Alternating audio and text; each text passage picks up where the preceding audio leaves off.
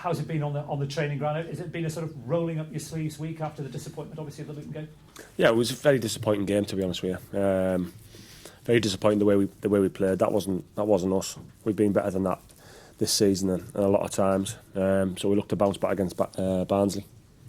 And it is a big game, obviously. I know you say every 3 points is important, but it's really because you don't want to be reeled in by the bottom three. Already reeled in, really. We've never been out of it. People were saying at 10 points we were out of it. I never had that thought in my mind. I always thought it was going to be tough, and it's proved that. I said after the Preston game away that there will be rocky patches ahead, and it's been proven right. There has been, and we've got to stick together and grind it out. You've been scoring goals away from home. The two at Brentford nearly got you a point. The two at Wigan nearly got you a win. So away from home, you are getting some goals. We need to get back to keeping clean sheets, and that's what them 4 wins were built on: clean sheets and playing well. So that's an important thing for us against Barnsley, Mark. That we do build on getting clean sheets, and the more clean sheets you keep, the more games you'll win. You've not exactly been helped by obviously Ayala still being out, and then this injury you were talking about post match to Dale Fry out Wigan. No, it doesn't help, but it's been like that all season really.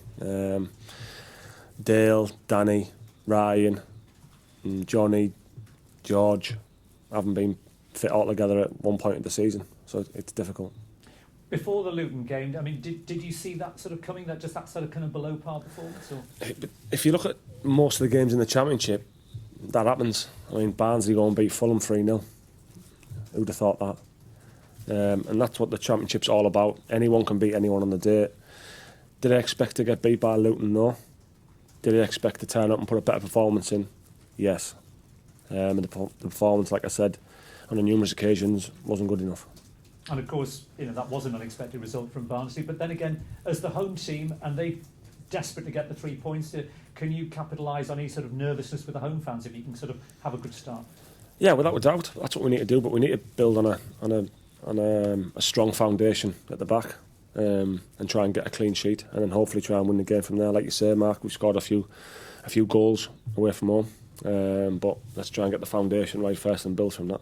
Harold McCoody, how do you think he's settled in? Obviously had the unfortunate own goal, but yeah, he's a young lad, but he's got plenty of ability, huge potential. Like I've said recently, nothing changed my opinion that he'll go and play in the Premier League.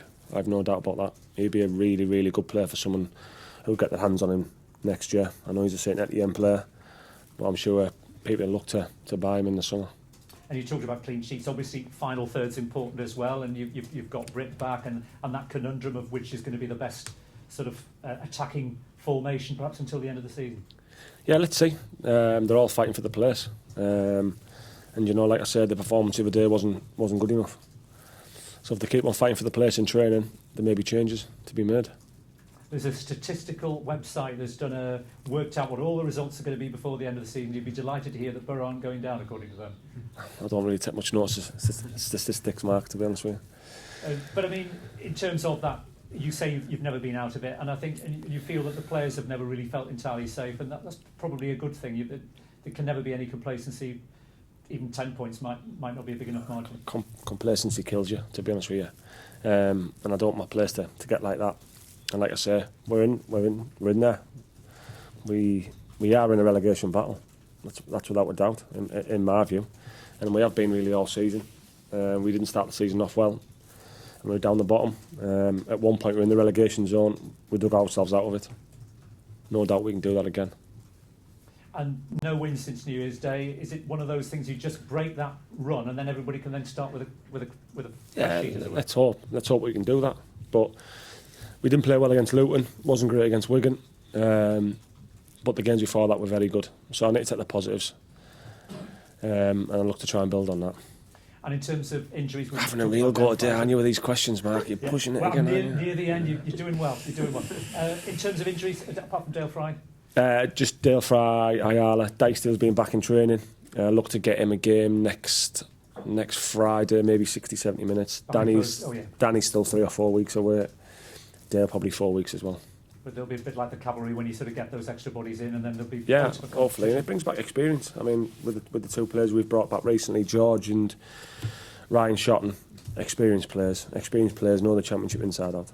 And just finally, I think your post-match comments, you mentioned you hadn't had a chance to talk to George. I mean, how did he sort of... No, he got through it well, George. He got through it well. Obviously, to put him in so early wasn't ideal, but needs must. And I need to get him in there.